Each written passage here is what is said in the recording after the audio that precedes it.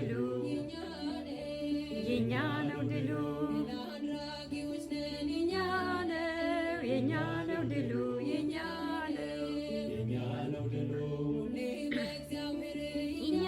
ነው የኛ ነው ድሉ የኛ ነው ድሉ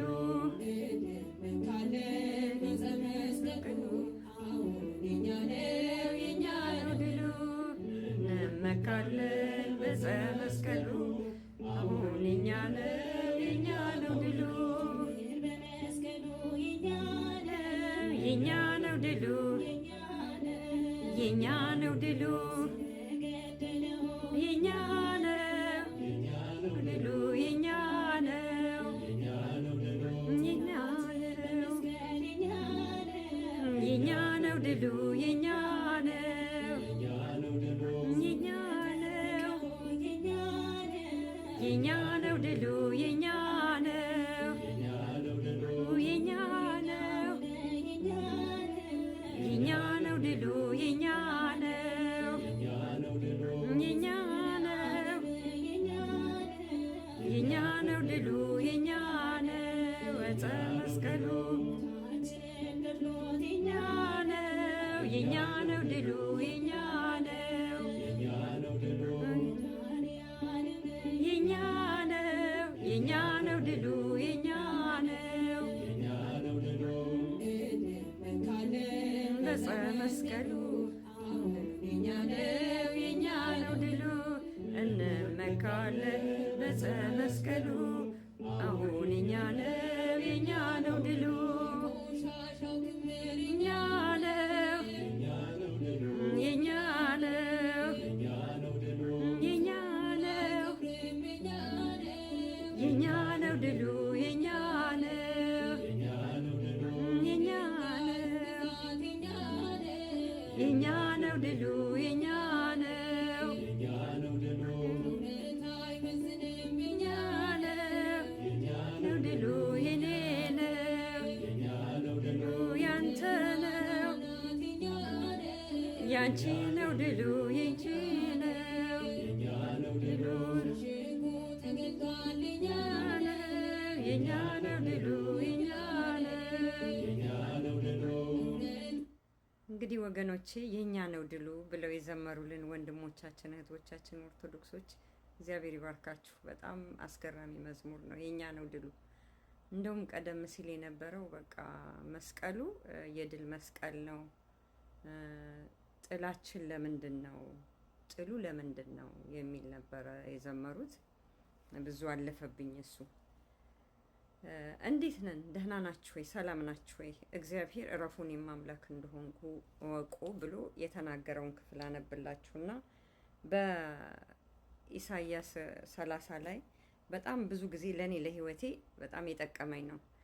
በሌላም ስፍራ ላይ ደግሞ የሚሰማኝ በእርጋታ ይቀመጣል ከመከራም ስቃይ ያልፋል ይላል። ምሳሌ 3 ላይ ደግሞ ምንድነው የሚለው? ሰው በእግዚአብሔር እንጂ በራሱ አቅም በሚታመንበት ጊዜ በጣም ብዙ ድካምን እንደሚያበዛ ያስታውቃል፣ ይነግረናል። በጥበባችንና በማስተዋላችን እንዳንደገፍ ማለት ነው። ዛሬ ግን የምጠቀምበት አንዱ ክፍል ምንድነው? የሚገርማችሁ ጥያቄ ላላችሁ ሰዎች እየጠየቃችሁኝ ያላችሁት፣ አንገቴ ከእናቴ በፊት ነው የተሸበሸበው። ዛሬ ታዩት እንደሆነ ሞር ኩሽኑ እንትን ይሆናል። ከውስጥ ያለው ኩሽን በናቹራል በጣም ሪሊ ሶፍት ስለሆነ ሰውነቴ በጣም ለስላሳ ነው፣ እንደ ህፃን ልጅ ገላ ነው። እንደዛ አይነት ስኪን ያላችሁ ሰዎች አስቀድማችሁ በልጅነታችሁ ጀምሮ ሎሽን መጠቀም አለባችሁ፣ ቅባት መጠቀም አለባችሁ። የሚገርማችሁ አንዳንድ ጊዜ ከኤክሰርሳይዝ በተለይ ስርቅ ይብስበታል። እድሜውም ጥሩ ነው፣ እግዚአብሔር ይመስገን። ጥያቄ የተጠየቁትን እንዳረሳ ብዬ ነው ሳየው የነገርኳችሁ።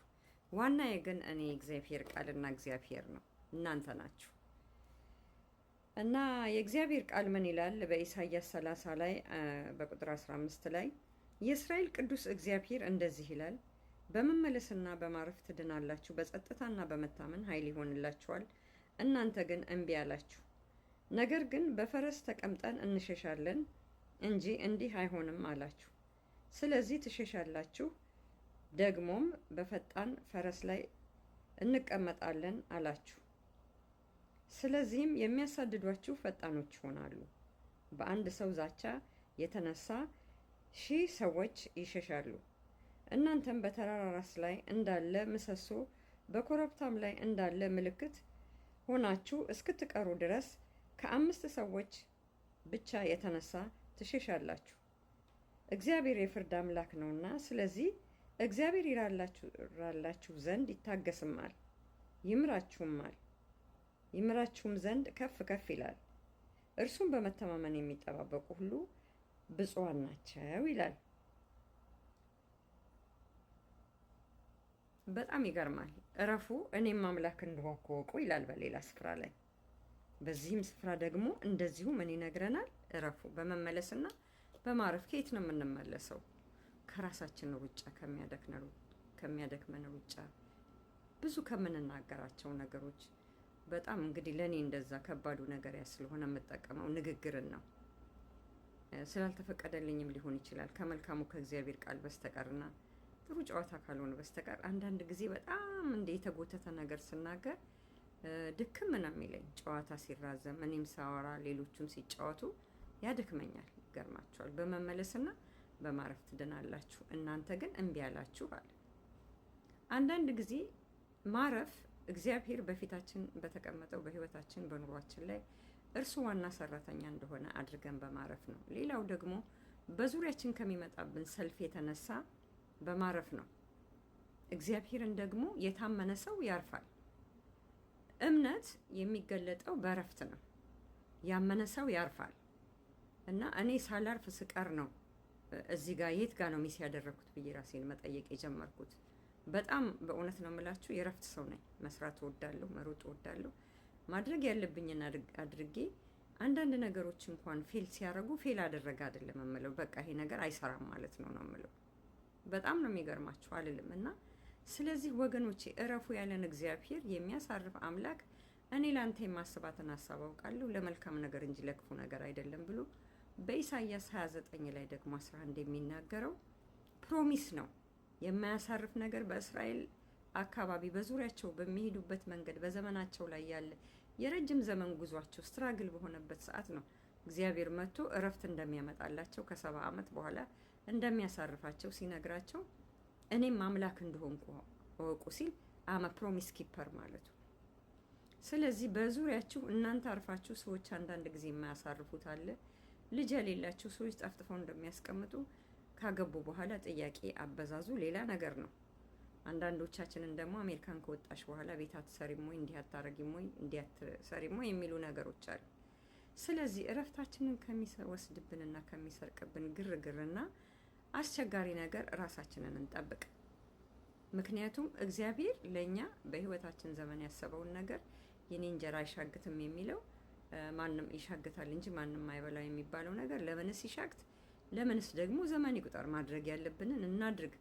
ነገር ግን ወገኖች አንድ ነገር ልንገራችሁ። በጣም ኮምፒቲሽን በበዛበት በዚህ በአስጨናቂ ዘመን ሰው ሁሉ ረፍታቱ መደማመጥ እስኪያቅተው ድረስ ጩኸት ውስጥ የገባው ስለምንናገር በጣም ስለምናበዛው እግዚአብሔርንም ራሳችንን መስማትም መረጋጋትም አልቻለም።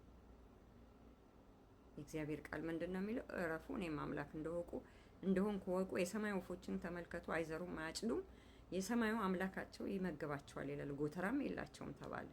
ከእናንተ ደግሞ ከጸጉራቸው አንዱ ያለ እግዚአብሔር ፈቃድ አትነቀልም ከተባለ እንመንና እንረፍላችኋለሁ። ኢየሱስ ጌታ ነው፣ ሰይጣን ውሸታም ነው። በጣም ነው የምወዳችሁ።